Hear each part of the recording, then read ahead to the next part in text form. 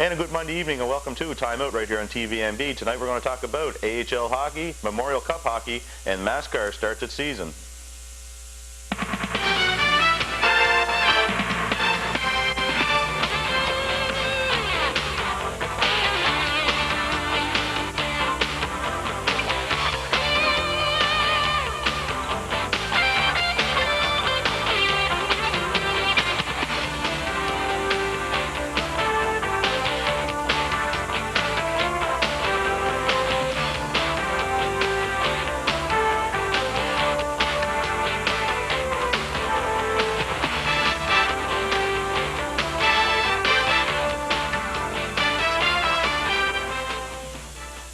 And good Monday evening. Hope your weekend went fine. It was a lovely weekend.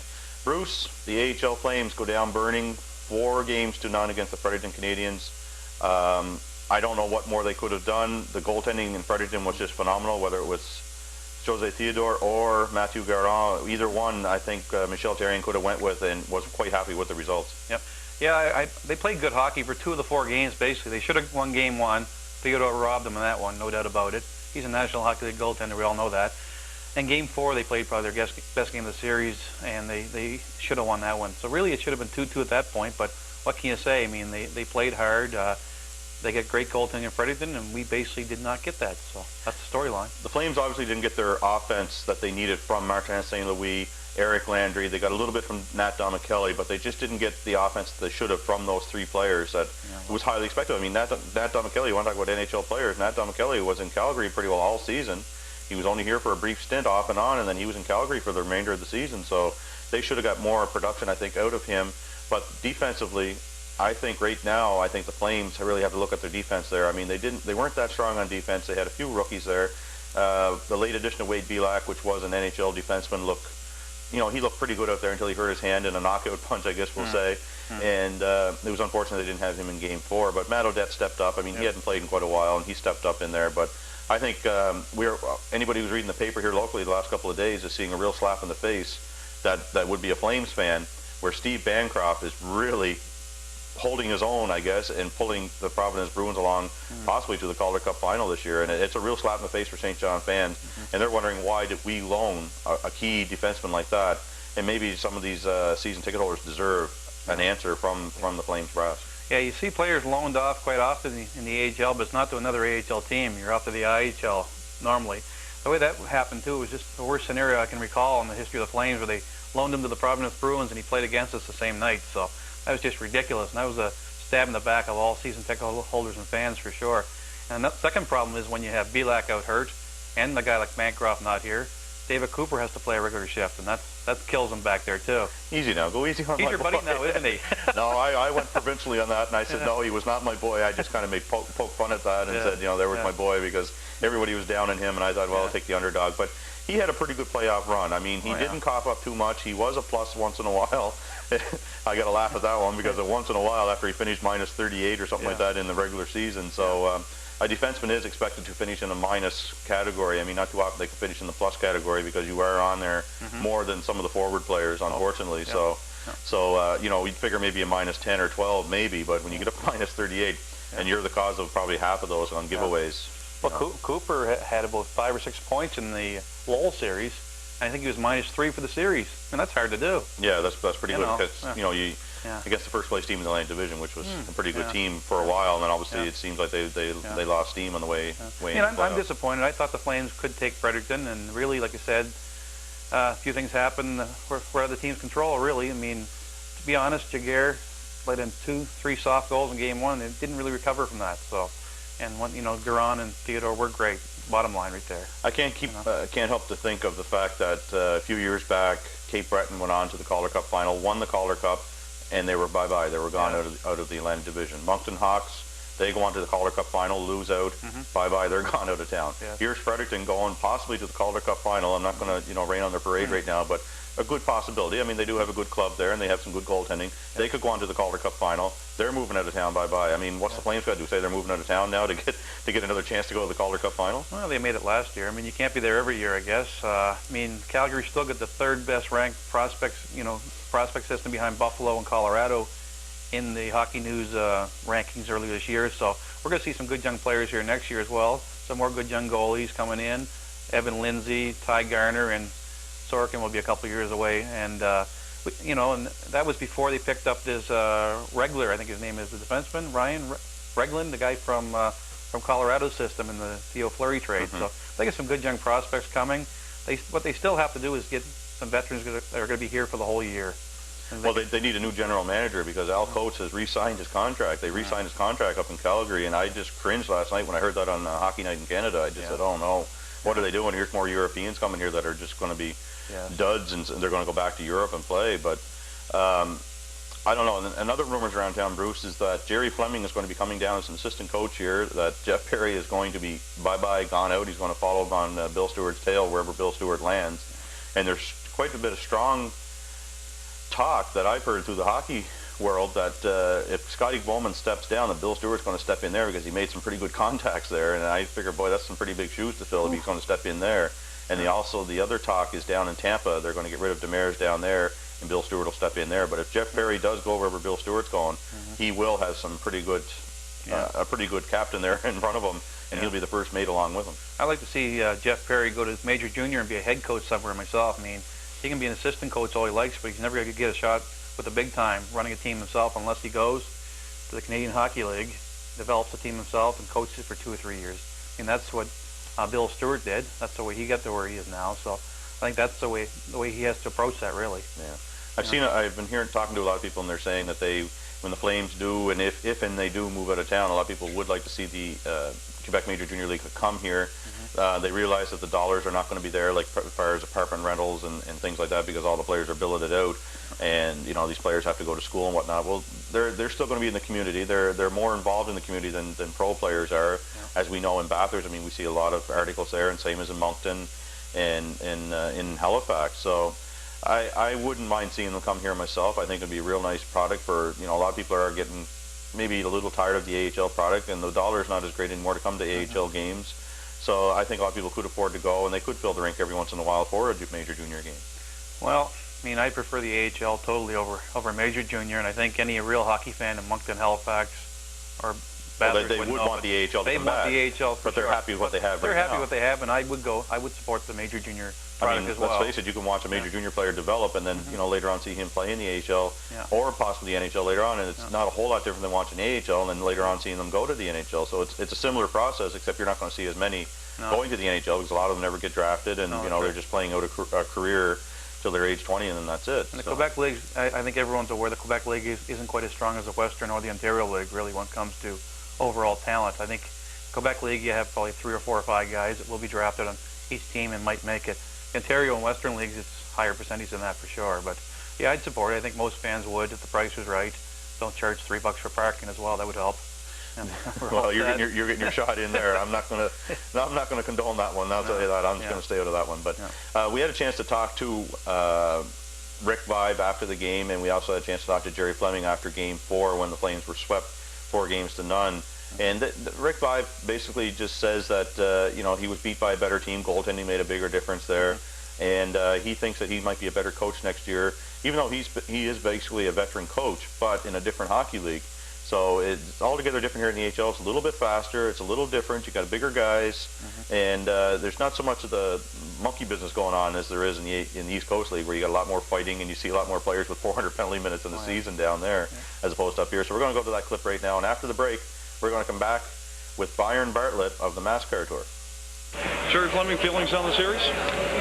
I thought it was, even though we swept them in 4, I thought it was a hard-fought series. Our special teams stepped it up, and both our goaltenders did an excellent job. No question. A little surprised swept them in 4 straight?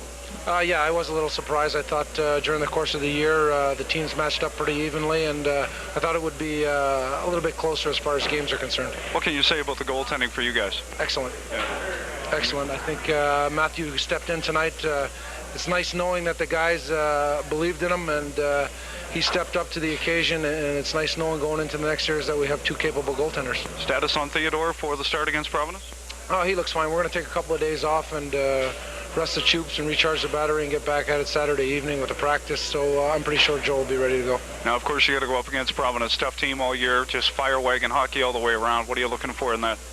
They come hard constantly. They're in-your-face type of team. They have good goaltending. They're skilled defensively. Good, big, strong forecheckers.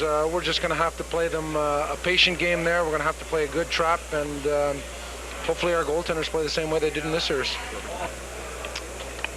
Oh, their goaltending was pretty darn good. I mean, I thought Theodore was sensational in at least 2 out of the first 3 games, and he gets hurt, and Garon comes in and absolutely stands on his head tonight and makes some incredible saves, and we didn't bury our chances. Our special teams, theirs were better than ours, and that was the difference in the series. Their goaltending and I guess our goaltending for that matter, and special teams, and I thought that was the difference in the series. Yet again, another 5-on-3, a relatively long 5-on-3 again tonight, second straight game. It's going to hurt when you don't cash those. Yeah, it's those are opportunities that definitely you want to take advantage of, but at least I thought tonight so we got some opportunities. We got the puck to the net on our 5-on-3, and we were kind of around the net, had some opportunities, we were banging away at it, not like the last game where we got very little off our 5-on-3. We got a little bit more out of it tonight. Comment on Danny Saborn, tough spot, he responded pretty good. I responded great. Again, I had no hesitations of making that decision. I still think it was the right decision to make. I don't believe the game probably would have been any different had I done anything else. And, I'll never second guess my own decisions. I thought he played well, and I thought our team battled hard tonight. Definitely had far better of the scoring opportunities, and probably should have had a better outcome. But goaltending is part of the game, and their goaltender played very well. Do you look at a certain turning point in the series, something jumped to mind, whether it was game 1, the early goal in the third, or does it go back that far? Yeah, unfortunately I think it does. I think if you go back to the first series, that game in Lowell when we won that hockey game, that gave our hockey club a lot of jump and enthusiasm. Game 1 in Fredericton, we played such a great first period, and to come out of that period down 2-1, and then that goal at the start of the third period after we had battled back to tie it up 2-2, it just, I don't know, I didn't get the same feeling from our hockey club as I did after that win in Lowell. I think if we hadn't had that bad luck in game 1 and come out and won that game, I think it would have been a completely different series. I think our team would have responded very well to that, but unfortunately it didn't happen. And you know, I've got to give them credit. They won 4 straight games. Whether, I mean, like I said, goaltending is part of the game. It's always something that's, I know it's a cliche, but defense and goaltending win in the playoffs. And their goals against was exactly 3 for 4 games, and ours was much higher than that. Can you just... I'm a little disappointed, I guess, in from my standpoint as my first year as a head coach in the American Hockey League. I think there's some quite a few things I think that probably I could do better, and I will do better, and I will be I know one thing, I will be probably a much better coach next year. And you know, I thought some of our young kids came along pretty well. Some didn't. Thought some of our older guys played well, gave us everything they had throughout the year. Some didn't. I'm not going to sit here and say that it was great and that every player gave us everything they could have, because that would be a lie. And is it in? Charon plays it out, intending to get the pass to Saint Louis, but it's picked off by Gurin. Now Gendron puts his head down, fakes the shot, centers it. Gurin scores! Good patience by Martin Gendron, faked the shot, and then slides it through the slot to Miloslav Gurin, and Gurin has his 3rd goal of the playoffs, and the Canadians have a 1-0 lead. Quickly, Canadians from left to right. Hood scampers into the St. John zone for Jason Ward, in front for Hood, backhand! Just narrowly missed the left post. Clark plays it off the boards. Nazardine holds in. Asham in the high slot. Down low, they score! First professional goal for Jason Ward, and it's 2-0 Fredericton.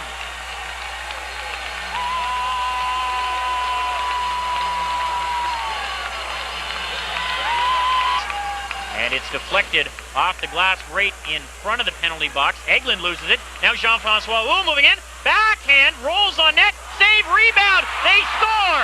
Jean-Francois Wu makes it 3-0 Fredericton. Sabourin was unable to cover the bouncing puck, and the Canadians lead the game and the series. 3-3. St. Louis in front. It's bounced on net by Sorokin. Garon comes out, plays it off the boards. St. Louis still has it in front. Chiron shot, goal!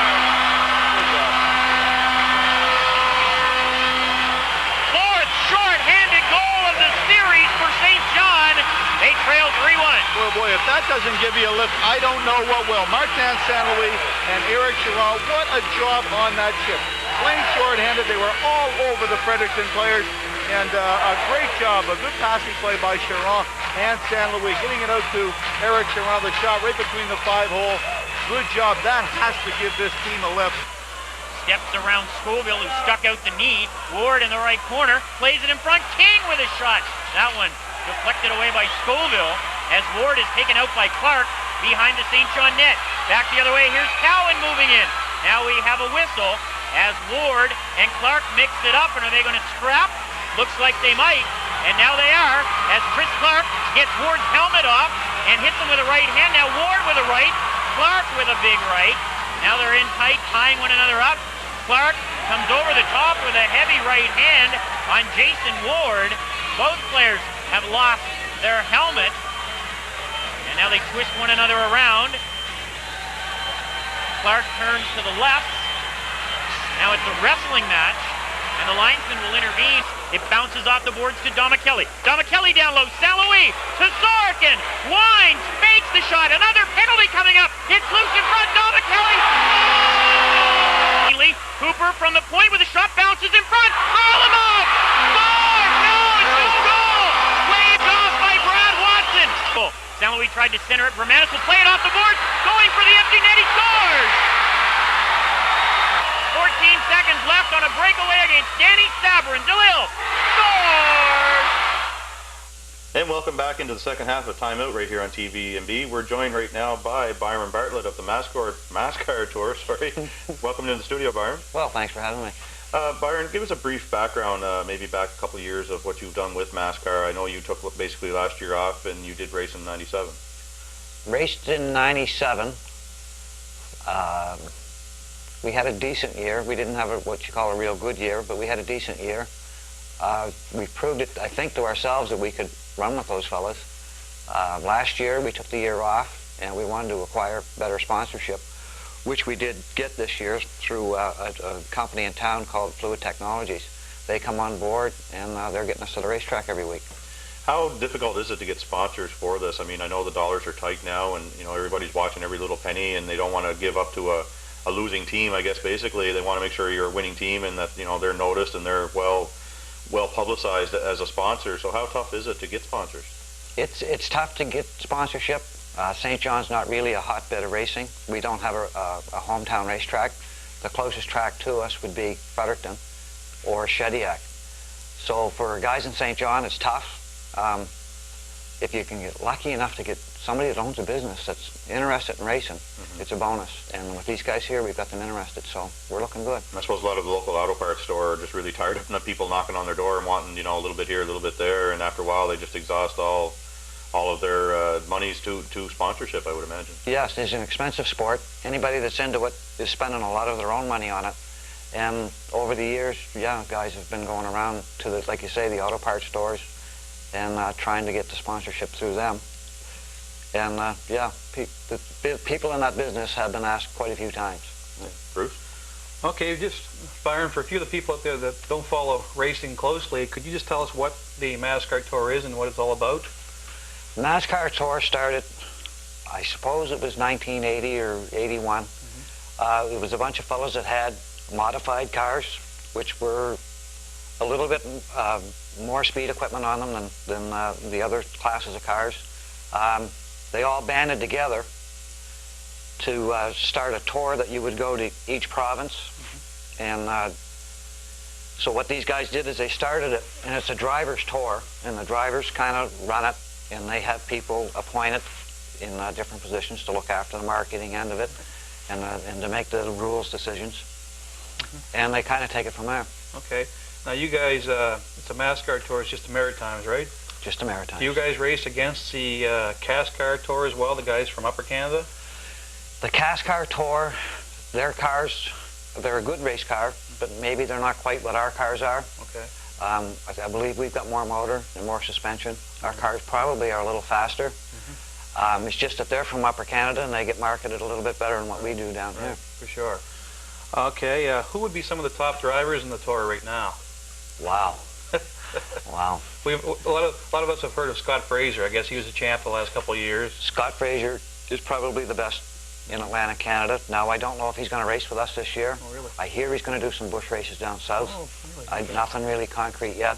Hopefully that's where he's going to go. Yeah, It gives us a break. But you've got probably 10 guys there that are real tough every week. Okay. One guy that finished, I think, 3rd or 4th in the points last year was Scott Kelly, and some of us might have seen in the paper where he is battling cancer for the last year, and about a month ago he passed away. So you could just tell us a little bit about Scott Kelly, how well you knew him, and what kind of driver he was? Scott Kelly and I, we had a few battles at the first of the year. He's a tough competitor, and he's got a good car, and he's got a good crew behind him, and he's tough every week. He's tough every week. We're going to miss him. Great. Yeah. Great. Couple more quick ones for you. We'd like to know what you think of the Gary racetrack, the race on. We won't go into the administrative level, but just what do you think of the track itself? What kind of track is it to race on? That track's super fast. That track is super fast. You can get yourself into real trouble there real quick.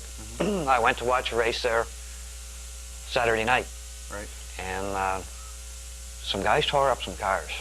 Yeah. And it just takes a split second, and you've got a race car that's worth $30,000, and a split second later, It's worth nothing. it's worth absolutely nothing. Yeah. Okay, one more.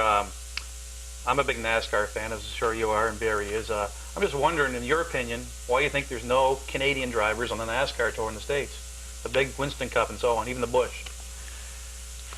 From my point of view, I would say it's not that we don't have the talent. I think there's lots of talent here in the Maritimes. The big thing is sponsorship. The American companies seem to take racing more seriously, and they do have big sponsors down there. And I don't think they really want to sponsor a Canadian. Yeah. Hopefully, with Scott Fraser going down there, maybe things will change. But in the past, there has been some Canadians go down there and run Winston Cup, have done well, won some races. I believe one Canadian even won Rookie of the Year. Is that right? But there again, no sponsor money. Do you think we need a super speedway somewhere in Canada to develop our drivers as well, to compete against those guys? That would be great. Yeah. That'd be a step in the right direction. Yeah. Okay, great. Barry? We do see some Canadian drivers down in the States, whether it be in kart racing or Formula One or whatever the case may be, but are they just the lucky ones that get in there? Did they maybe have some background and just, you know, it was one of those cases of who you know and you know, you get in there on that factor? Or I think that's a lot of it. Like Jacques Villeneuve, with his father being who he was, that helped him, you know, immensely. And that goes along with some of the sport. Yeah, and you have to have a name that these businesses can market, and that's what it's all about. Now, these cars that you guys have, they're not just regular car out of the car lot that, you know, you go and then you just modify it a little bit. You guys build these right from the ground up, don't you? The frame and everything is built from the ground up. Yeah, we start with a piece of 2x3 square tubing, and then we'll order the steel for the roll cage, and then we build every piece of it. Yeah. There's a lot of safety conditions and rules and regulations now. What are some of the major ones that you must have maybe equipped on your car and also for yourself? The biggest thing, I guess, is the helmet. It's got to be an approved helmet. We've got onboard fire extinguisher systems. The seats have to be a racing seat made of aluminum. And the seat belts is probably the biggest thing is the seat belts. And a few years back, there was a lady racing in the MassCar Tour, and her belts weren't up to standards, and anyways, she died in an accident. So these cars are safe now, and over the years, they've brought more safety into it. So when I strap myself in the car, I feel very safe. And I guess the final thing I'd like to know is what is going through your mind, without using too many expletives, when you get into an accident and maybe your car's rolling or something like that. I've seen them. You see them on TV. I mean, they got cameras in the cars and things now, and you can see everything going on. What kind of a feeling is that when you're in a car and you get into an accident going at the speed that you guys are going? I'm driving somebody else's car this year. Yeah. The biggest thing is, am I going to be driving it next week? Yeah, yeah. And then you're thinking of the shop time, because now we do all our own repairs. So you have an accident like that, you're going to be spending some time in the garage. And you're going to be spending a little bit extra money on that. Yeah, no fishing. No fishing. No fishing. So you don't worry about your own health at that time. You're worried about the car. These cars are so safe. Yeah. After seeing that race Saturday night and seeing the way those guys hit up there, and they climbed out. They had their bell rung, but the cars are safe. It's just the work.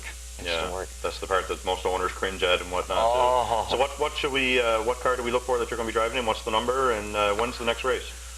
We are racing this Sunday afternoon in Antigonish, and then the following weekend we're in Fredericton. When you say Fredericton, that's Gary. That's in Gary. Okay.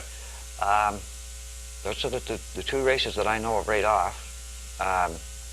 And look for car number 7 with Fluid Technologies on the side of it. Well, there we go. And give us a cheer. That's the car you have to cheer for. That's the local boy racing in the MassCar Tour. And that's going to have to be the last word. Next week we have a rather laid-back show. I won't be here. I'm going on vacation for the long weekend. But Jim and Bruce will be in. I don't know if they're going to have a guest with them or not, but it's going to be what we call our blooper show, our season finale. We're going to show a bunch of clips from previous shows where we've made fools of ourselves, and hopefully not too big of fools, but we'll give you all a laugh on that one. So stay tuned next week for Time Out on TVMB. For Bruce McDonald, Byron Bartlett, and Barry Johnson, have a good week.